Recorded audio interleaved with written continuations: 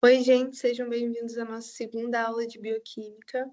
Hoje a gente vai dar continuidade e aprofundar um pouco mais o que a gente falou na aula passada, tá? Vou recapitular alguns conceitos que a gente precisa ter para poder prosseguir nessa aula.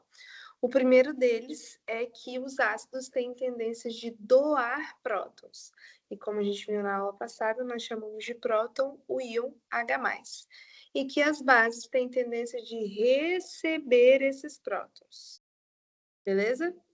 A gente também viu que quando a gente está falando de ácido, muito comumente a gente chama o H+ de ácido, porque para quem não sabe, o meio ácido ele normalmente é mais hidroxilado. A gente falou também sobre as reações em equilíbrio, né? Que quando eu adiciono no reagente, a tendência é a equação tendenciar para o lado direito, né? E formar mais produtos. E quando eu tiro dos reagentes, a tendência é ir para o lado esquerdo, que é formar mais reagentes. Vimos também sobre o conceito de polar e apolar, e aí tem alguns grupos que são muito importantes a gente saber que são polares.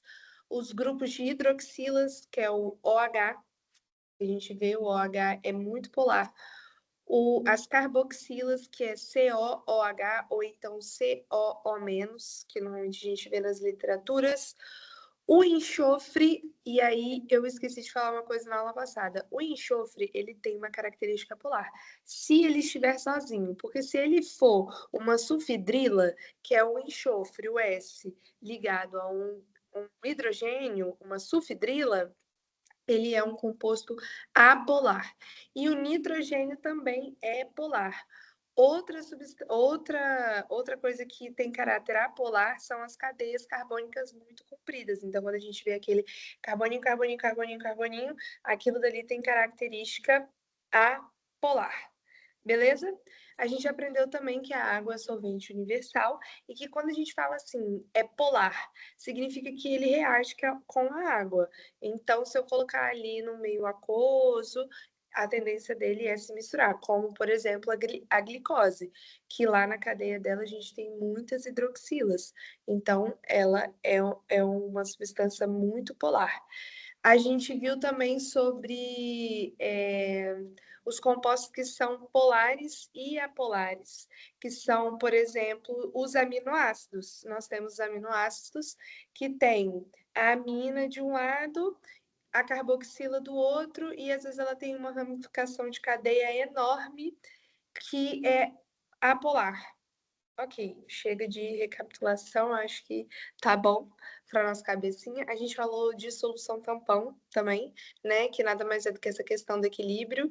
Então, a gente tem um ácido, uma base e uma base conjugada.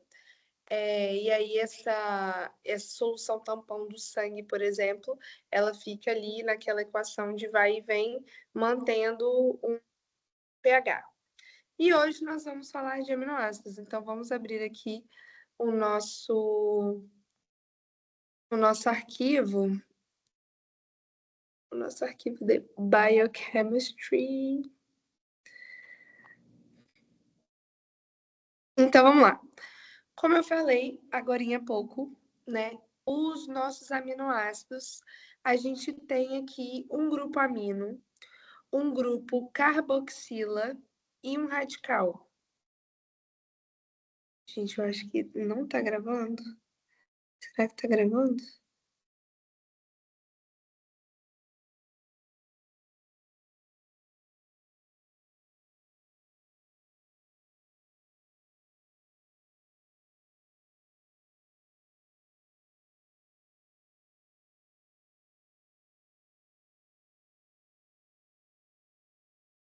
Agora tá certo.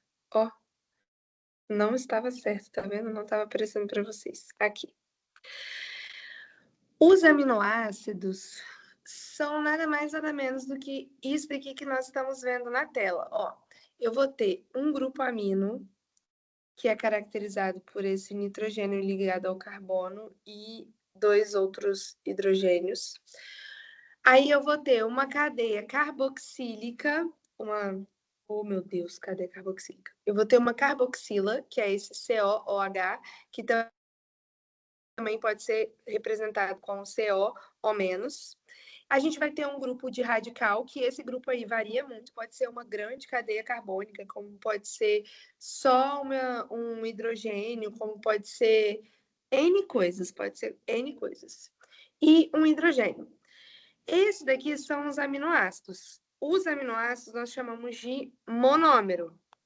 Então, eles são os monômeros dos peptídeos da proteína.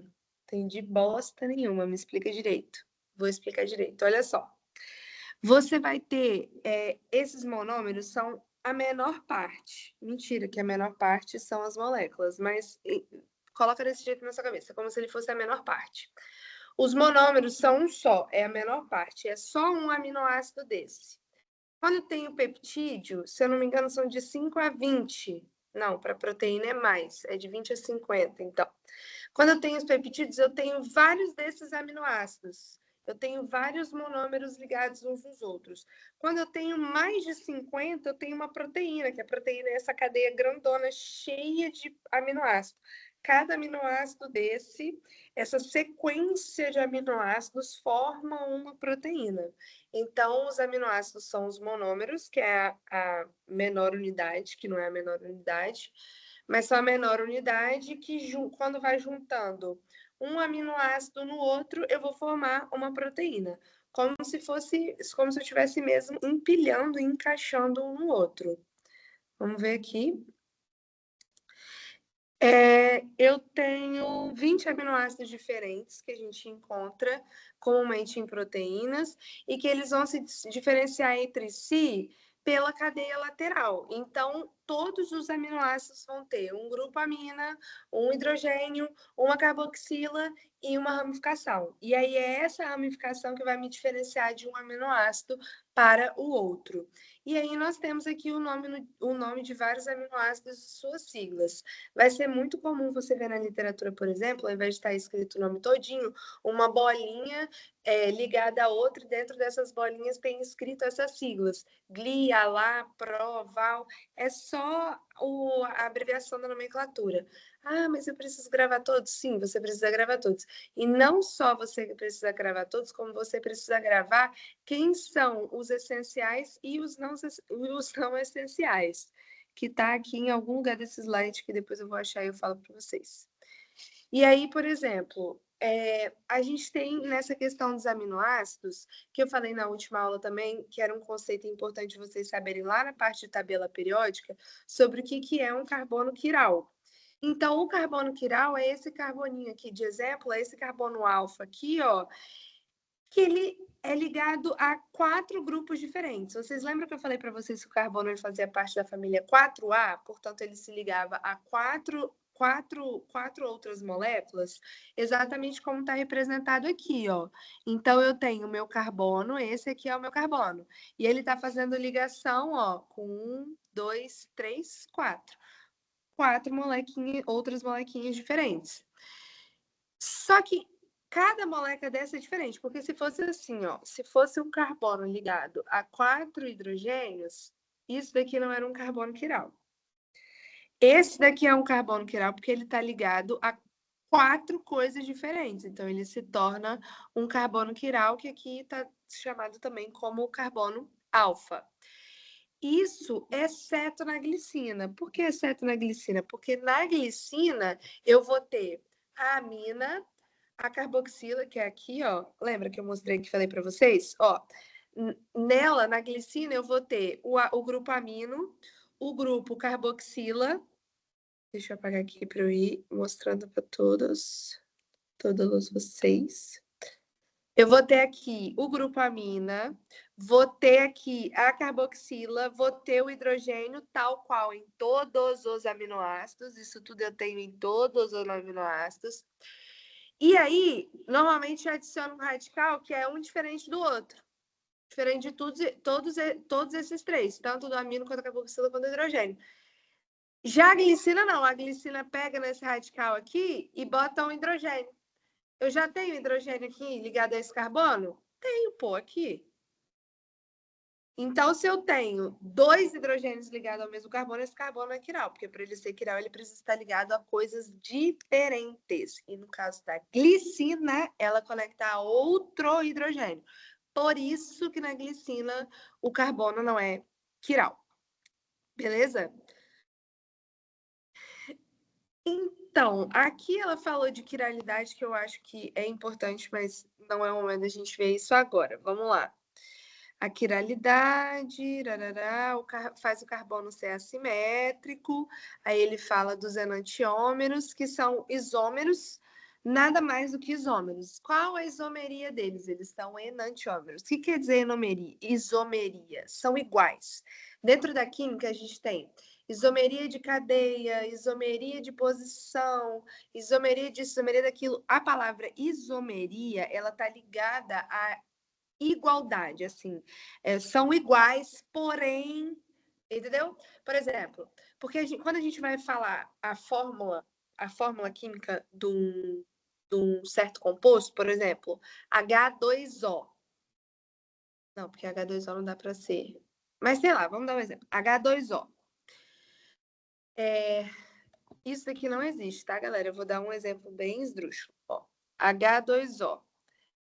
O H2O, ele poderia tanto ser um O ligado a 2 hidrogênios, quanto um O ligado a um hidrogênio ligado a outro hidrogênio. Vocês percebem que os dois são H2O? A diferença é que aqui o hidrogênio tá, os dois hidrogênios estão ligados ao oxigênio e lá um hidrogênio está ligado a outro hidrogênio. Então, novamente, esse exemplo não existe. É uma coisa, assim, lúdica para você entender o que quer dizer isomeria. Nesse caso aqui, eu tenho uma isomeria. O carbono quiral, ele dá essa oportunidade das moléculas quirais serem enantiômeros, que é o quê? Eu boto uma de frente para a outra, como se fosse num espelho, e elas se espelham diferente. E o fato delas se espelharem para o lado diferentes dão a elas funções diferentes, capacidades diferentes, entendeu? É isso que você tem que saber, que a molécula quiral, apesar dela ser igual uma à outra, por essa diferença de posição de um grupo e de outro, de uma molécula específica ou de outra, elas se tornam coisas diferentes dentro do nosso corpo.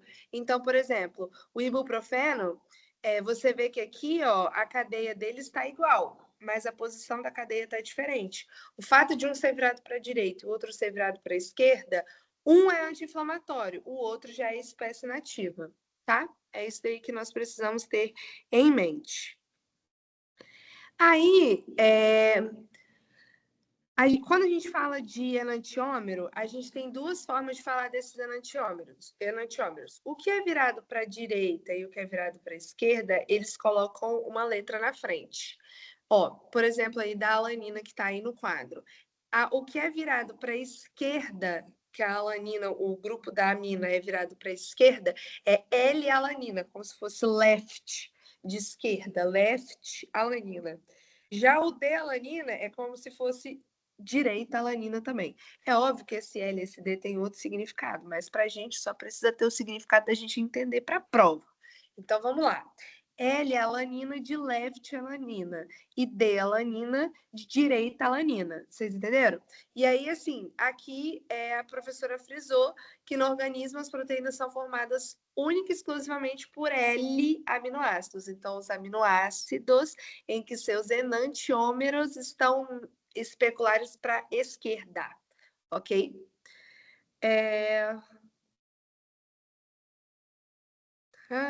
Começamos para identificar um carbono de um aminoácido. Ah, tá.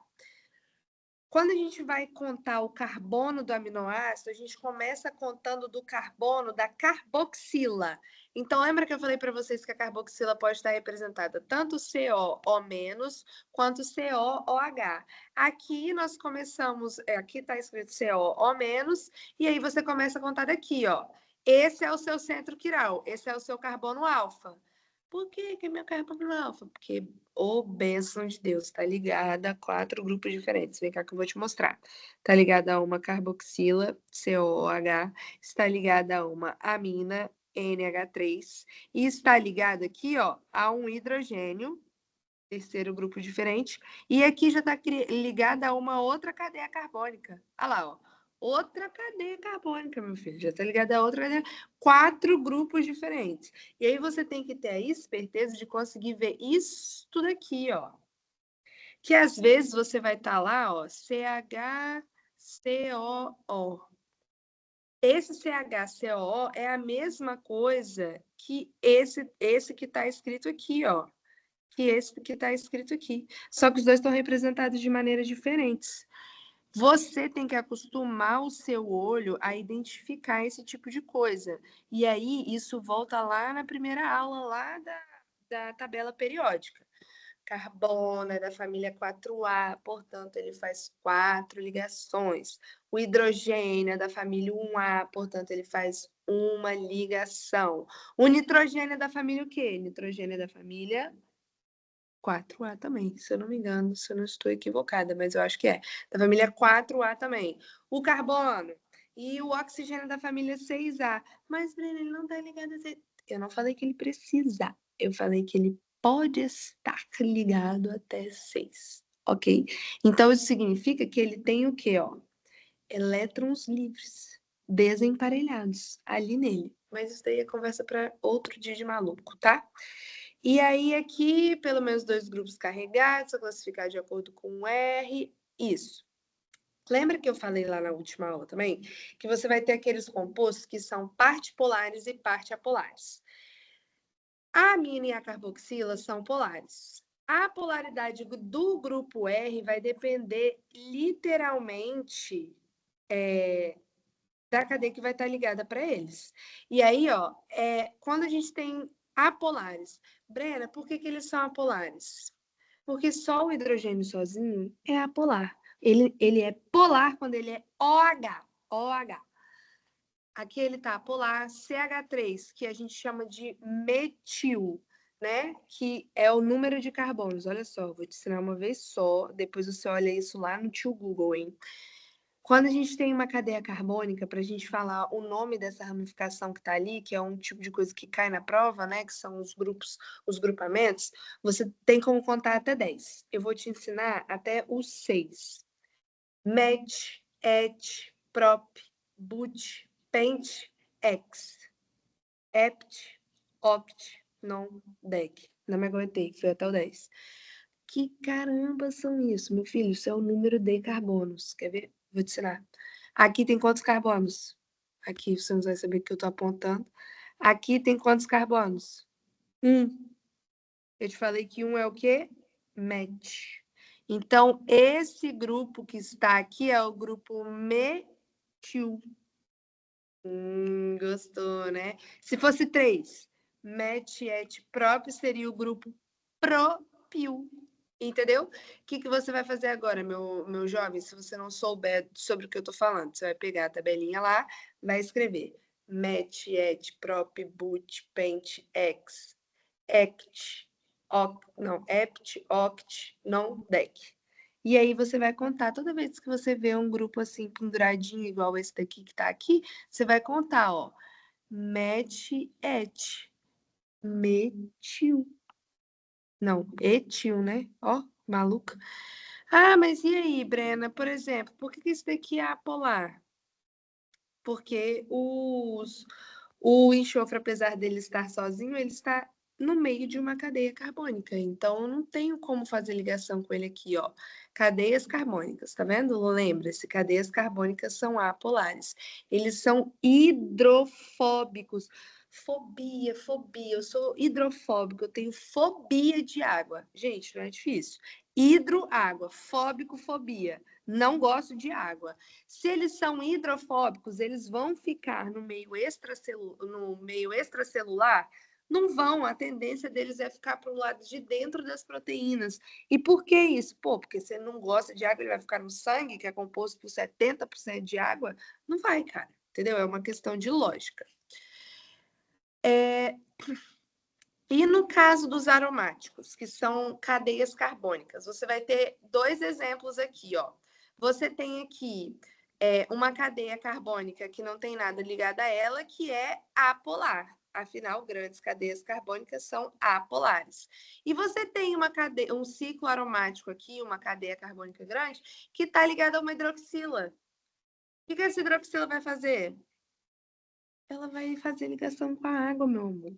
Isso daqui é polar. Ela tem uma hidroxila ligada a ela, então é polar. Você me entendeu? Me entendeu, muito obrigada. E esses são os polares, os grupos polares não carregados. Então, eu vou ter aqui naturalmente, ó, uma hidroxila, tem uma hidroxila. Opa, não era caneta. Eu tenho uma hidroxila, tenho outra hidroxila, eu tenho uma sulfidrila. Uai, Breno, mas você me falou que a sulfidrila não fazia ligação. Pois é, também não entendi isso daqui não. Depois eu vou voltar aqui. E aí, aqui a gente tem, ó, um nitrogênio, um grupo amina. Entenderam? Entenderam, né? Então tá bom. Peraí. Depois eu tenho que voltar aqui e explicar para vocês o que essa sulfidrila tá fazendo aqui, que eu também não capite. Mas essa aula não é minha, é da minha professora. Vamos lá. Cisteína polar não carregado possui sulfidrila em seu grupamento R. Pares de sulfidrila próximos podem formar uma ligação covalente. Ah, agora tudo está explicado. Duas sulfidrilas fazem uma ligação covalente e aí você tem liberação de H+. Aí você faz oxidação e redução. As pontes de sulfeto são essenciais para a estabilização da estrutura tridimensional das proteínas.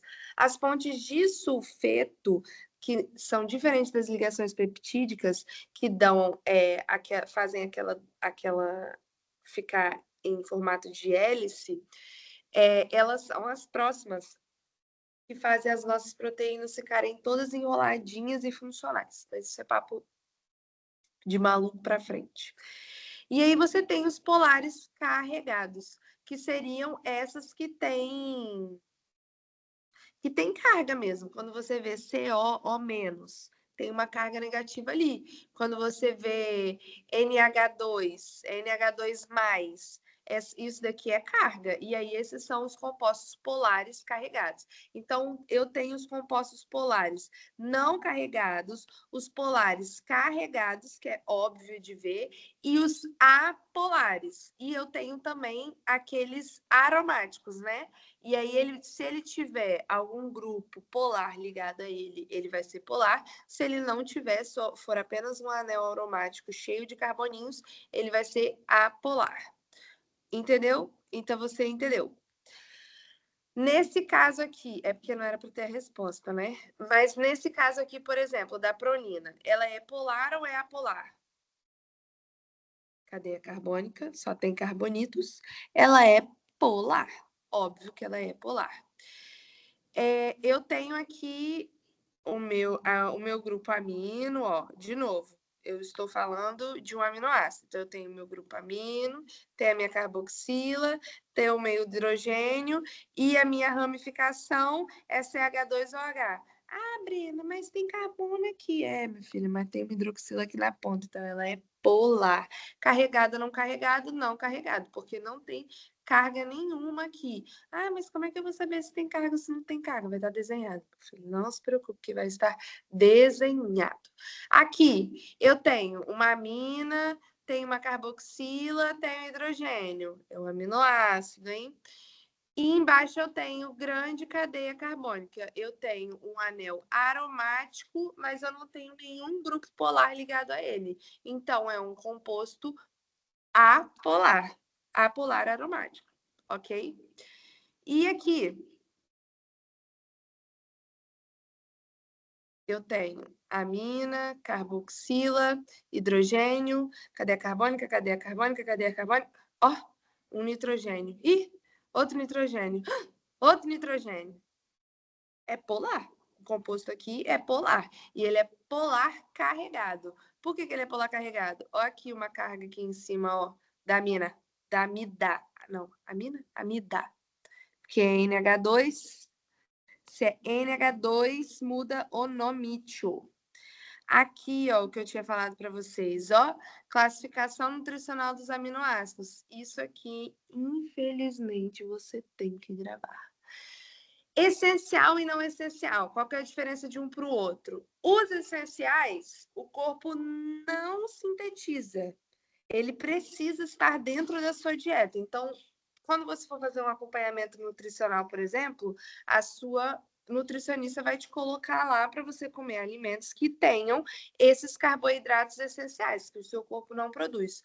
Os não essenciais são aqueles que o seu corpo já sintetiza, então eles não precisam estar necessariamente dentro da sua dieta.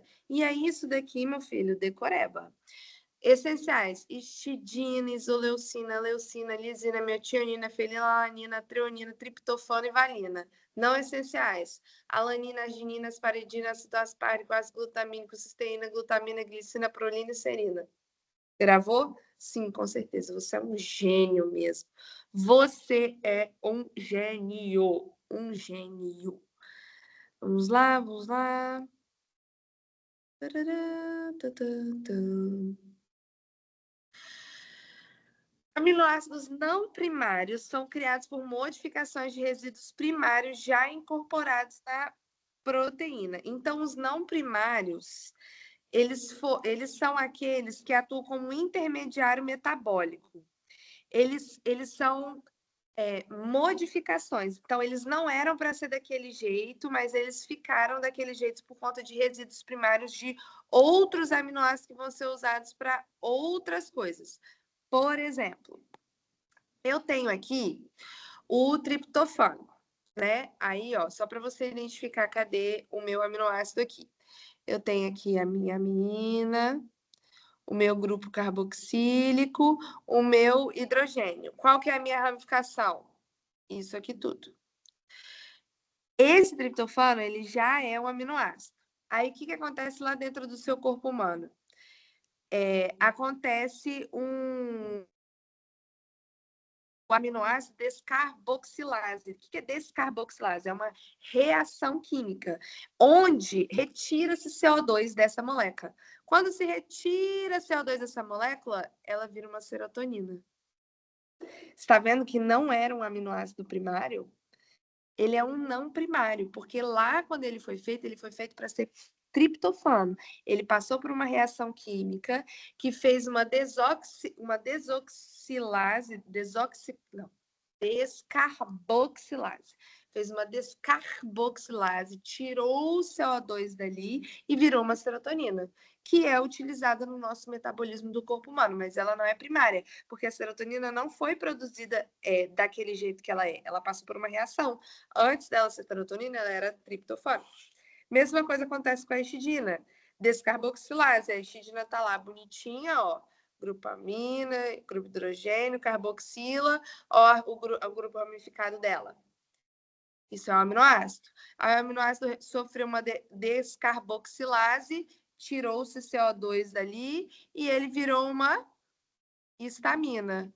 Ai, Breno, mas eu queria saber como que faz para tirar esse CO2. Meu filho, é uma reação orgânica, eu não vou ter aqui a reação inteira, mas dá para você ver que a fórmula dela é diferente, ó. Tá vendo? Eu perdi 2 moléculas de oxigênio. E o carbono, eu perdi da onde? Daqui, né, minha filha? Da carboxila. Você perdeu ali da carboxila. Era uma coisa e virou outra. E aqui é a mesma coisa com o glutamato. O glutamato ele sofre uma descarboxilase e vira aminobutirate, que é o GABA, que vocês vão ouvir falar lá na frente, provavelmente em fisiologia. Não sei se é fisiologia, eu acho que é fisiologia que a gente fala sobre o GABA. Em biologia celular também deve falar, mas enfim, não é agora que a gente vai falar. Entenderam? Entenderam? E aí, na aula passada, a gente viu bem pouco sobre Ka. Ka é a constante de acidez. E por que a constante de acidez ela é importante? Porque quando a gente quando a gente atinge esse pKa, que é essa constante de acidez, de um aminoácido, né? Por exemplo, porque as proteínas são formadas por aminoácidos. O que acontece com esse aminoácido? Ele muda de formato. E as proteínas, que são formadas por aminoácidos, o desempenho dela, a função dela depende diretamente do formato em que ela está, da composição que ela está. Porque lembra que eu falei que eram vários aminoácidozinhos coladinhos um no outro que formavam uma proteína e que cada aminoácidozinho desse tinha lá o grupo amino, o grupo carboxila, o hidrogênio e uma ramificação. Se eu mudo a ramificação, eu faço o quê com esse aminoácido? Eu mudo ele também.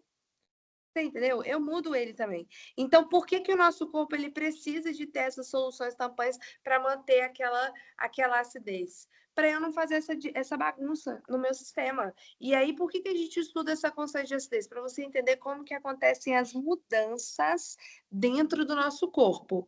Então, vamos lá. Dependendo do pH do meio, os aminoácidos podem ganhar ou perder elétrons, joia, né? Onde os ácidos tendem a doar prótons e as bases tendem a receber esses prótons. A ionização ela é reversível e essa ionização dessas molequinhas ela vai acontecendo de acordo com a constante ácida, que mede a tendência de um ácido de doar o próton. Então, o ácido tem a tendência de doar prótons. E o que vai me dizer quando e se esse ácido vai doar esse próton é a minha constante de acidez e o valor do meu pH. Então, essa alteração no meu pH e na minha constante de acidez vai fazer a alteração dessa carga líquida do aminoácido, ok? Então, aqui nós temos um exemplo de um aminoácido, onde a gente tem o pKa da carboxila, ó, do nosso grupo carboxílico, em 2,3, e o pKa da nossa grupamina 9,6, ok? Ok, guardem essa informação para vocês. Para vocês. Ó, o que é isso daqui que você está fazendo, Breno? Não entendi nada. Lembra que a gente tinha a nossa escala de pH, que a gente falou, que variava de 0 a 14? Aqui é a mesma coisa. Nós temos uma escala que varia de 0 a 14, e aqui nós temos o exemplo de cima de um aminoácido de ramificação R. Tipo assim, dane-se a ramificação. A gente está vendo só como é que acontece essa ionização e de que carga que muda da onde.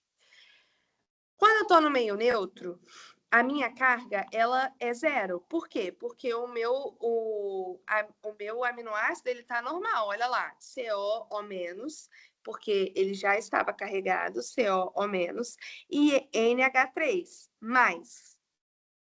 Quando eu tenho positivo com negativo, mais 1 menos 1 dá 0. Então, a carga líquida desse aminoácido aqui vai ser 0. E 100% desse composto, quando ele estiver em meio neutro, ele vai estar dessa maneira. E eu começo a colocar próton H+, protonar esse meio. A gente chama de protonar. Se eu começo a protonar esse meio, coloco um monte de H+ lá, o meu meio vai ficando ácido. Meu meio vai ficando ácido, o que vai acontecendo? O que vai acontecendo? Ó, se eu estou em 2,3, 2,3 é o pKa de quem? 2,3 é o pKa da minha carboxila. Olha o que vai acontecer com a minha carboxila. O que aconteceu com a minha carboxila? Cadê aqui? Ó, 50% de forma... Não, ó. Na verdade, a gente vai ter que começar do zero. Se eu protonei, de forma que o meu meio ficou com pH igual a 0. O que está acontecendo? Eu tenho muito íon H+, muito íon H+. Então, eu vou protonar o meu... Eu tinha um OH- aqui, tá vendo? Olha o que vai acontecer. Eu vou protonar, eu perco esse íon menos aqui. E aí eu viro COOH. Já a minha amina, que era NH3+, ela vai continuar mais, porque ela já estava 100% protonada. Ela já estava 100% protonada. Quando eu vou subindo, aí aqui, ó, a carga líquida que eles falam aqui, eu tenho COOH, que não está com carga nenhuma, está com carga 0. e o NH3, que está com carga a mais. Então, a minha carga líquida é positiva. Fui para 2,3. O meu pH em 2,3, que é a constante de acidez da carboxila. O que vai acontecer? Eu desprotonei um pouco esse meio, cheguei no pKa da minha carboxila. O que vai acontecer? Eu vou desprotonar a minha carboxila. Aí ela volta a ser COO-. Se eu tenho COO- e NH3+, porque está protonado, lembra, tem H+, então eu não vou protonar ou desprotonar, vou fazer nada. O meu NH3+ já está protonado, já está cheio de H+. Então, eu vou ter mais com menos, zero, carga líquida igual a zero. Fui protonando, fui desprotonando, tirei H+, tirei H+, tirei H+, tirei H+, tirei H+, cheguei no pH de 9,6, que é o pKa da amina. O que vai acontecer aqui? Ó, desprotonei. Perdi meu íon positivo aqui, ó, da amina, ó, virou NH2. Eu desprotonei, eu perdi um hidrogênio. Qual que vai ser a minha carga líquida agora? Negativa, CO-. Ah, mas por que não acontece nada com a carga do CO-? Porque ele já está desprotonado, já está desprotonado. Lembre-se que quando a gente fala protonar e desprotonar, eu estou falando de H+. Quando eu protono, eu estou colocando muito H+. Quando eu desprotono, eu estou tirando H+. Se eu já tinha um íon que era positivo e eu coloquei mais H+, vai acontecer alguma coisa com esse meu íon aqui, de NH3+, não vai acontecer nada, porque ele já está protonado. Olha aqui que não acontece nada, ó que não acontece nada. Ele continuou NH3+. Ele continuou NH3+. Agora, quando eu vou para o lado contrário, que eu desprotonei, eu estou tirando H+, olha aqui, ó. Ele perdeu um H+, ele perdeu a carga positiva dele, eu desprotonei essa amina. Eu desprotonei ela. E o mesmo acontece para a carboxila, só que é ao contrário, porque olha só, olha a diferença da constante ácida desses dois aqui. Lembra que na aula passada eu falei assim para vocês?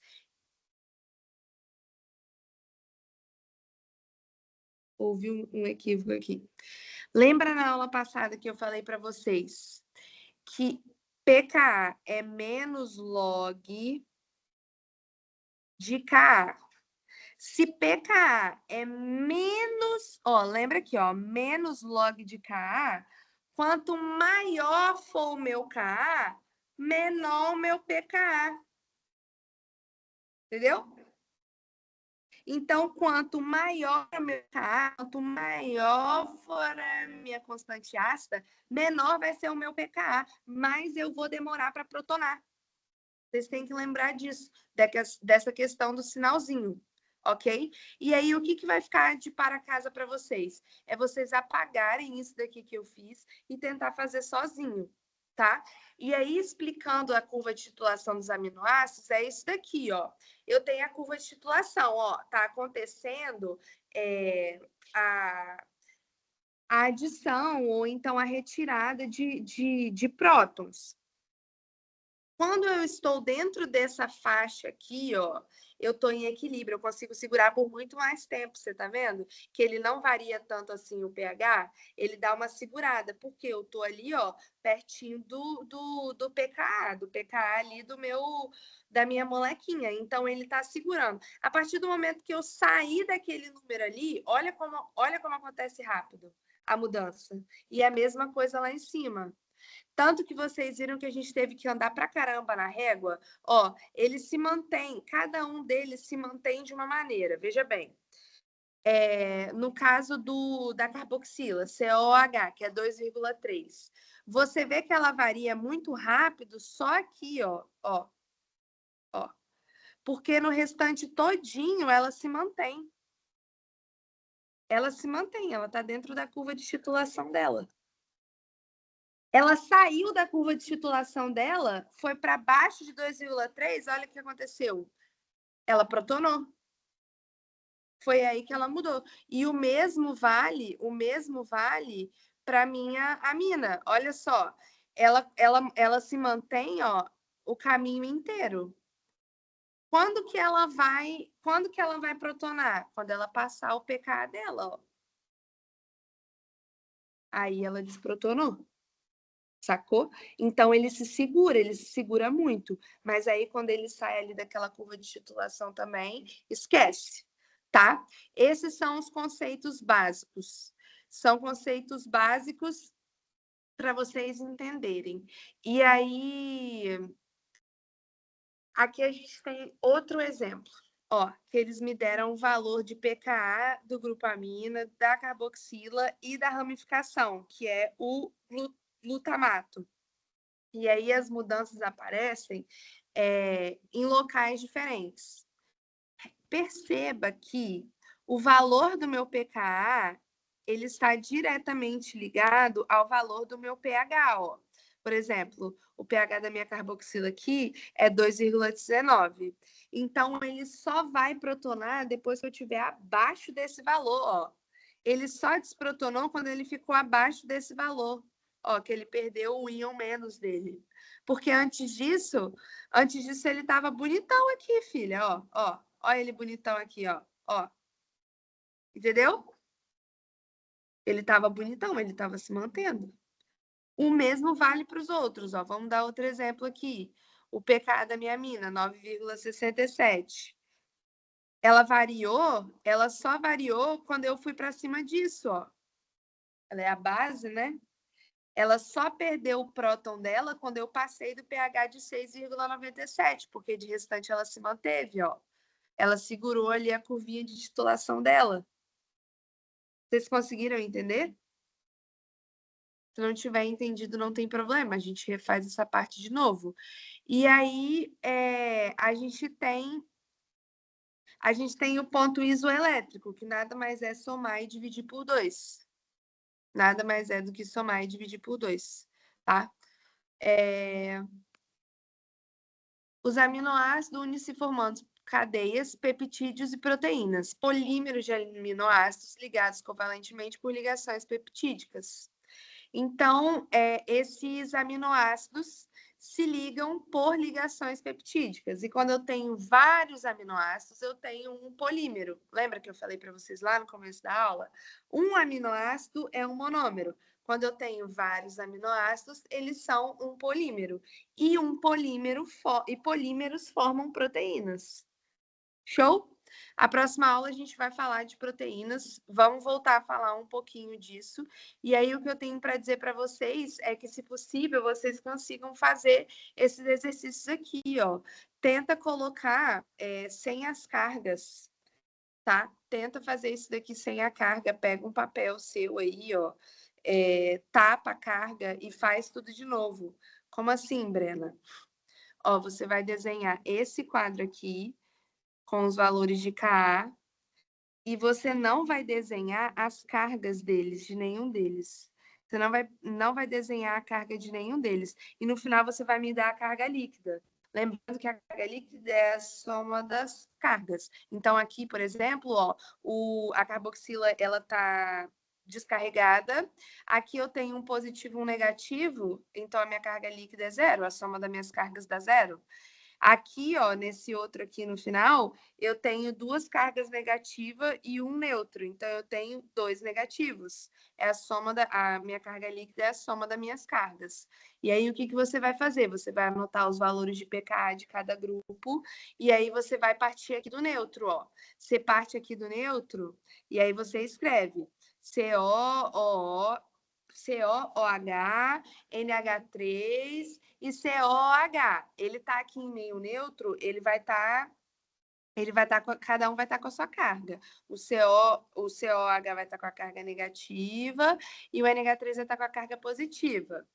Se eu aumento um pouco e chego no pKa de um, se eu diminuo um pouco e chego no pKa do outro, o que vai acontecer com essa carga? Entendeu? E é esse exercíciozinho aí que você tem que fazer. Se for o caso, vocês me pedem que eu faça um e vocês resolvem e depois eu mando o gabarito. Mas a aula de hoje sobre aminoácido foi essa. Eu espero que vocês tenham conseguido aprender.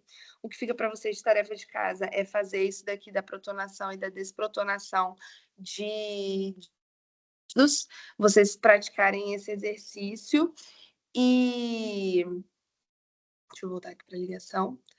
Vocês praticarem esse exercício e lembrarem de gravar quais são os aminoácidos essenciais e os aminoácidos não essenciais. Tem que gravar o nome de todos eles, tá? Deixa eu ver se eu anotei mais alguma coisa. Eu acho que foi isso. E lembrar também de gravar os principais sistemas tampões. Lembra que a gente falou na aula passada do tampão do sangue? Tem vários outros, tem 3 tampões que eu falei na aula passada. Lembra de gravar as fórmulas a reação química desses tampões, o porquê quando eu adiciono de um lado tendencia para o outro.